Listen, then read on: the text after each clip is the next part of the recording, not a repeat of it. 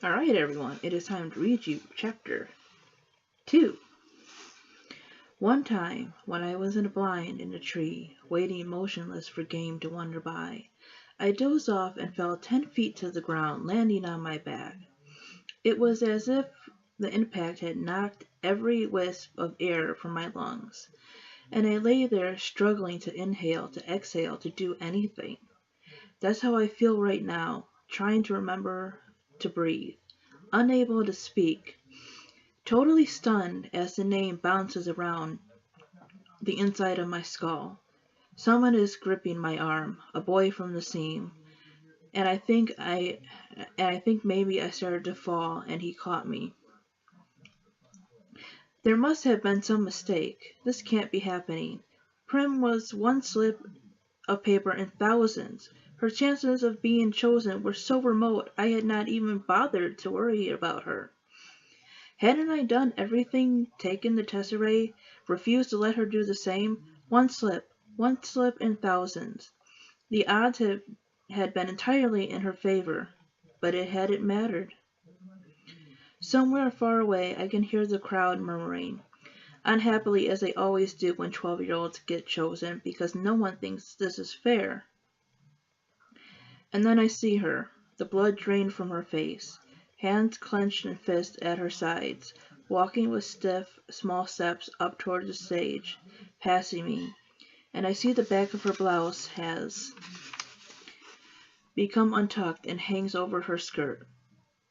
It's this detail, the untucked blouse forming a ducktail, that brings me back to myself. Prim! The strangled cry comes out of my throat, and my muscles begin to move again. Prim! I don't need to shove through the crowd. The other kids make way immediately, allowing me a straight path to the stage. I reach her just as she's about to mount the steps. With one sweep of my arm, I push her behind me. I volunteer, I gasp. I volunteer as tribute. There's some confusion on the stage. District 12 hasn't had a volunteer in decades. The protocol has become rusty. The rule is that once a tribute's name has been pulled from the ball, another eligible boy, if the boy's name that has been read, or a girl, if it's a girl's name has been read, gets set forward to take his or her place. In some districts in which winning the reaping is such a great honor, people are eager to risk their lives. The volunteering is complicated.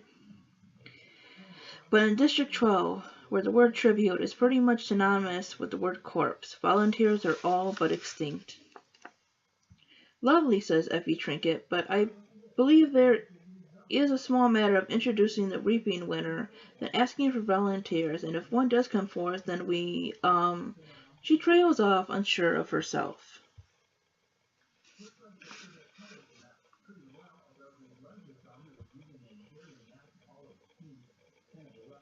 What does it matter, says the mayor. He's looking up at me with a pained expression on his face. He doesn't know me really, but there's a faint recognition there. I'm the girl who brings strawberries. The girl his daughter might have spoken of on occasion. The girl who 5 years ago huddled with her mother and sister as he presented her, the oldest child, with a medal of valor. Where are you? Sorry, guys.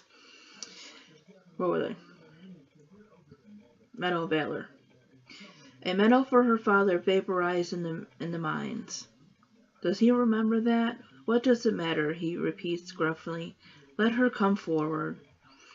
Prim is screaming hysterically behind me. She's wrapped her skinny arms around me like a vice. No, Katniss, you can't go. Prim, let go, I say harshly, because this is upsetting me and I don't want to cry. When they televise the replay of the reaping tonight, everyone will make note of my tears, and I'll be marked as an easy target, a weakling. I will give no one that satisfaction. Let go. I can feel someone pulling her from my back. I turn and see Gale has lifted Prim off the ground, and she's thrashing in his arms. Up you go, Catnip, he says in a voice he's fighting to keep steady. And then he carries Prim off towards my mother. I steel myself and climb the steps. Well, bravo, gushes Effie Trinket. That's the spirit of the games. She's pleased to finally have a district with a little action going on in it. What's your name? I swallow hard. Katniss Everdeen, I say. I bet my buttons that was your sister. Don't want her to steal all the glory, do we? Come on, everybody. Let's give a big round of applause to our newest tribute. Trills Effie Trinket. To the everlasting credit of the people of District 12, not one person claps. Not even the ones holding betting slips. The ones who are usually beyond caring, possibly because they know me from the Hob, or knew my father, or have encountered Prim, who no one can help loving. So instead of acknowledging applause, I stand there unmoving, while they take part in the boldest form of dissent they can manage, silence. Which says we do not agree, we do not condone, all of this is wrong. Then something unexpected happens. At least I don't expect it because I don't think of District 12 as a place that cares about me. But a shift has occurred since I stepped up to take Prim's place. And it seems I have become someone precious. At first one, then another, then almost every member of the crowd touches the 3 middle fingers of their left hand to their lips and holds it out to me. It's an old and rarely used gesture of our district. Occasionally seen at funerals, it means thanks, it means admiration, it means goodbye to someone you love. Now I am truly in danger of crying, but fortunately Haymitch chooses this time to come staggering across the stage to congratulate me.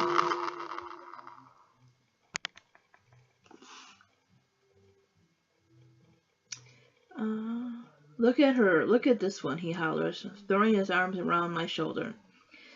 He's surprisingly strong for such a wreck. I like her. His breath reeks of liquor, and it's been a long time since he's bathed. Lots of, he can't think of the word for a while. Spunk, he says triumphantly. More to you. He releases me and starts for the front of the stage. More than you, he shouts, pointing directly into a camera.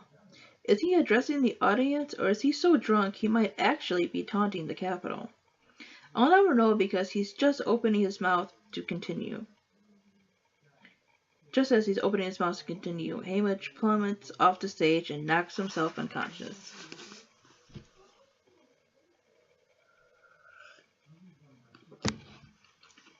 He is disgusting, but I'm grateful. With every camera gleefully trained on him, I have just enough time to release the small choke sound in my throat and compose myself. I put my hands behind my back and stare into the distance. I can see the hills I climbed this morning with Gale. For a moment I yearn for something, the idea of us leaving the district, making our way in the woods.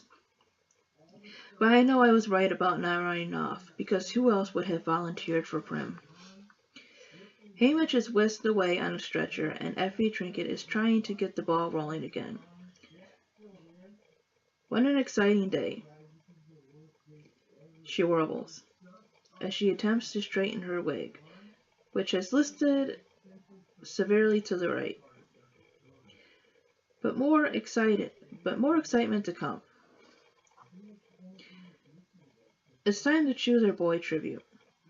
Clearly hoping to contain her tenuous hair situation, she plants one hand on her head as she crosses to the ball that contains the boys' names, and grabs the first slip she encounters.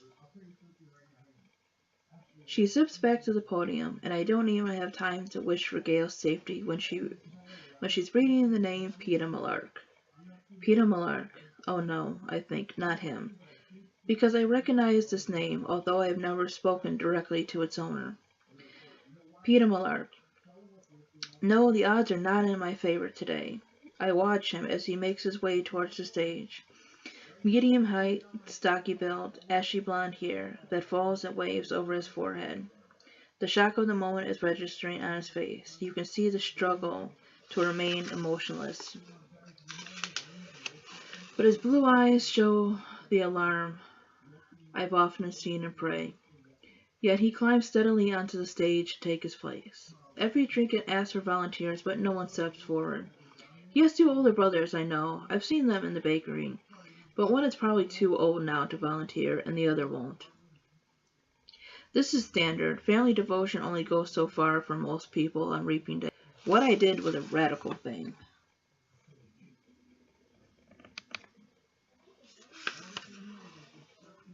The mayor begins to read the long, dull treaty of treason, as he does every year at this point. It's required.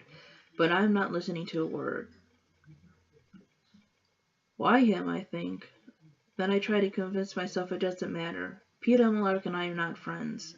Not even neighbors. We don't speak. Our only real interaction happened years ago. He's probably forgotten it, but I haven't, and I know I never will. It was during the worst time. My father had been killed in the mine accident 3 months earlier, in the bitterest January anyone could remember. The numbness of his loss had passed, and the pain would hit me out of nowhere, doubling me over, racking my body with sobs. "Where are you?" I would cry out in my mind. "Where have you gone?" Of course, there was never any answer. The district had given a small amount of money as compensation for his death, enough to cover 1 month of grieving, at which time my mother would be expected to get a job. Only she didn't. She didn't do anything but sit propped up in a chair, or more often huddled under the blankets in her bed, eyes fixed on some point in the distance. Once in a while she'd stir, get up, as if moved by some urgent purpose, only to collapse back into stillness. No amount of pleading from Prim seemed to affect her. I was terrified. I suppose now that my mother was locked in some dark world of sadness. But at the time, all I knew was that I had lost not only my father, but my mother as well. At 11 years old, with Prim just 7, I took over as head of the family. There was no choice. I bought her food at the market and cooked it as best as I could, and tried to keep Prim and myself looking presentable. Because if it had become known that my mother could no longer care for us, the district would have taken us away from her and placed us in the community home. I'd grown up seeing those home kids at school, the sadness, the marks of angry hands on their faces, the hopelessness that curled their shoulders forward. I could never let that happen to Prim. Sweet tiny Prim, who cried when I cried before she even knew the reason, who brushed and plaited my mother's hair before we left for school, who still polished my father's shaving mirror each night because he hated the layer of coal dust that settled on everything in the seam. The community home would crush her like a bug, so I kept our predicament a secret. But the money ran out and we were slowly starving to death. There's no other way to put it. I kept telling myself if we could only hold out till May, just May 8th, I would turn 12 and I'd be able to sign up for Tesserae and get that precious grain and oil to feed us. Only there was still several weeks to go, and we could well be dead by then. Starvation is not an uncommon fate in District 12. Who hasn't seen the victims? Older people who can't work, children from a family with too many to feed, and those injured in the mines, straggling through the streets, and one day you come up to them sitting motionless against the wall or lying in the meadow. You hear the wails from the house, and the peacekeepers are called to retrieve the body. Starvation is never cause of death, officially. It's always the flu, or exposure, or pneumonia. But that fools no one.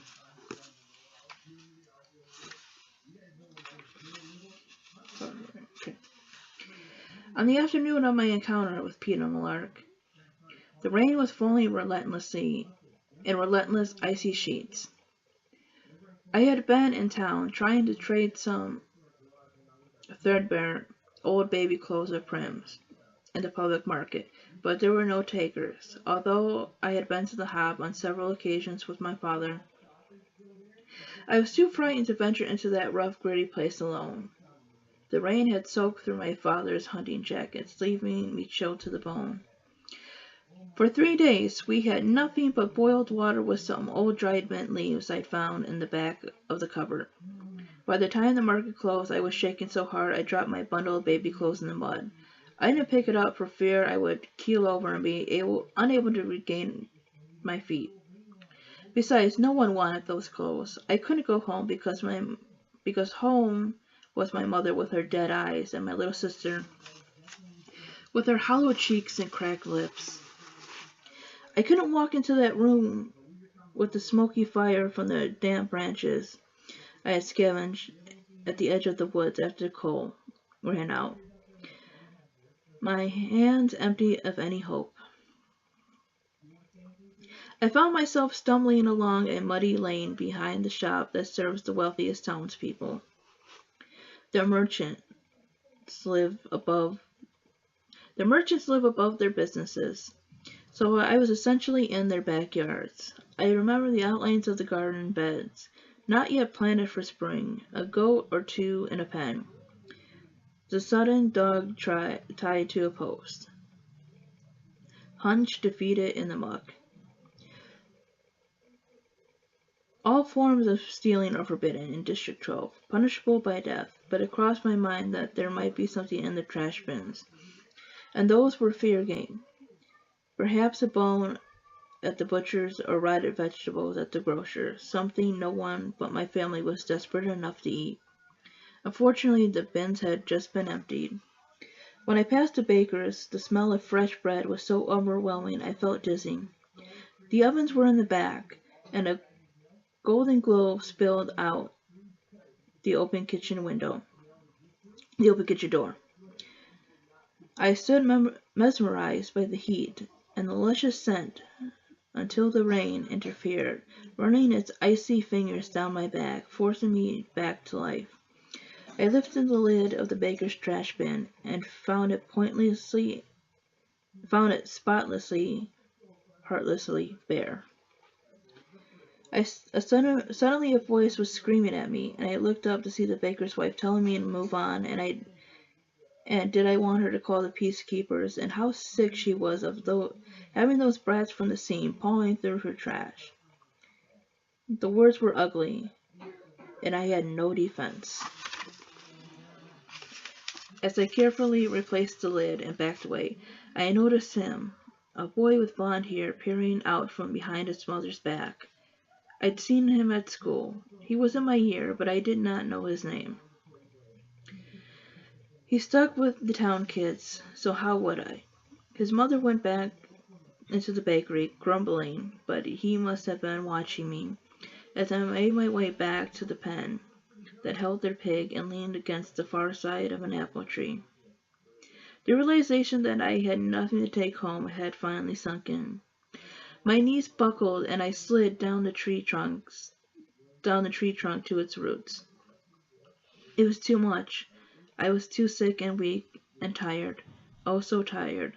Let them call the peacekeepers and take us to the community home, I thought. Or better yet, let me die right here in the rain.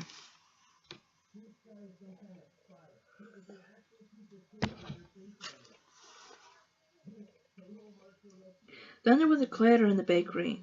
I heard the woman screaming again, and a sound of a blow, and I vaguely wondered what was going on. Feet sloshed towards me through the mud, and I thought, it's her. She's coming to drive me away with a stick. But it wasn't her. It was the boy. In his arms he carried 2 large loaves of bread that must have fallen into the fire because the crusts were scorched black. His mother was yelling, "Feed it to the pigs, you stupid creature. Why not? No one decent will buy burnt bread." He began to tear off chunks of the burnt part and toss them into the thurrow. In the front bakery, bell rung, and the mother disappeared to help a customer. The boy never even glanced my way, but I was watching him, because of his bread, because of the red wheal that stood out on his cheekbone. What had she hit him with? My parents never hit us. I couldn't even imagine it. The boy took one look back to the bakery, as if checking The coast was clear. Then his attention back on the pig. He threw a loaf of bread in my direction. The second quickly followed, and he slashed back to the bakery, closing the kitchen door tightly behind him. I stared at the loaves in disbelief. They were fine, perfectly, except for the burnt areas. Did he mean for me to have them? He must have, because they were at my feet before anyone could witness what had happened. I shoved the loaves under my shirt, wrapped the hunting jacket tightly around me, and walked swiftly away. The heat of the bread burned into my skin, but I clutched it tighter, clinging to life. By the time I reached home with the loaves, I had cooled somewhat, but the insides were still warm. When I dropped them on the table, Prim's hand reached to take off a chunk, but I made her sit, forced my mother to join us at the table, and poured warm tea. I scraped off the black stuff and sliced the bread. We ate the entire loaf slice by slice. It was good, hearty bread, filled with raisins and nuts. I put my clothes to dry at the fire, crawled into bed, and fell into a dreamless sleep. It didn't occur to me until the next morning that the boy might have burnt the bread on purpose, might have dropped the loaves into the flames, knowing it meant being punished, and delivered them to me. But I dismissed this. It must have been an accident. Why would he have done it? He didn't even know me. Still, just throwing me the bread was an enormous kindness.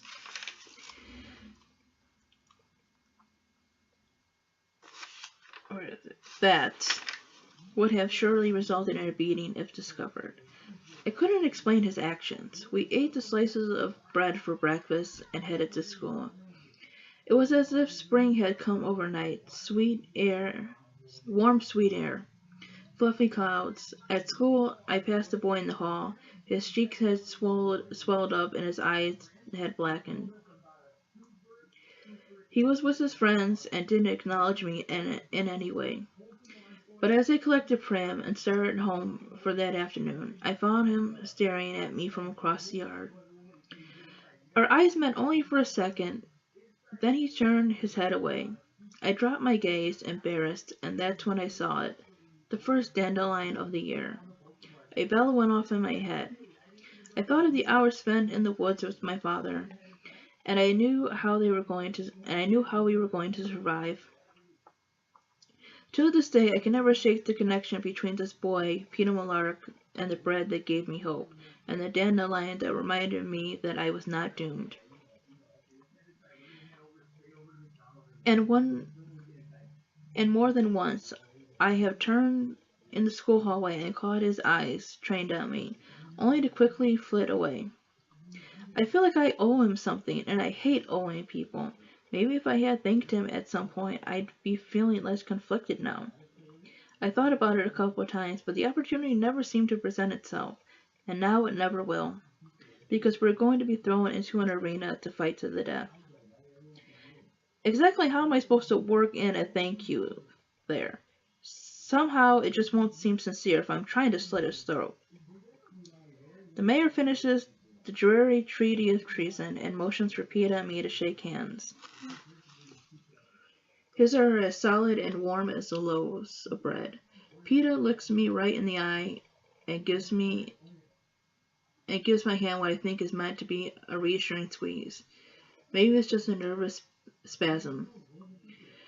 We turn back to face the crowd as the anthem of Pan Am plays. Oh well, I think. There will be 24 of us. Odds are someone else will kill him before I do. Of course, the odds have not been very dependable of late.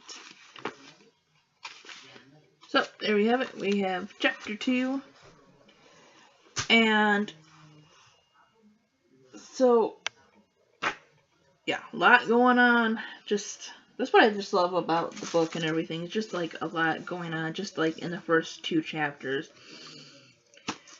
I mean, you already kind of have some backstory, introduction of characters, and you get to see somewhat of the personality of the characters, and I don't know, I just really like that. And, you know, I like characters with personality and, you know, humanness, I guess. But, I know, I think I read that one a little bit better than I did the first chapter because, like I said, you know, I've never, like, read a book out loud like that before. So, but, I don't know, I think I did a little bit better. So, hopefully tomorrow or the next day, or whenever, I will have chapter 3. But, I do kind of like that connection.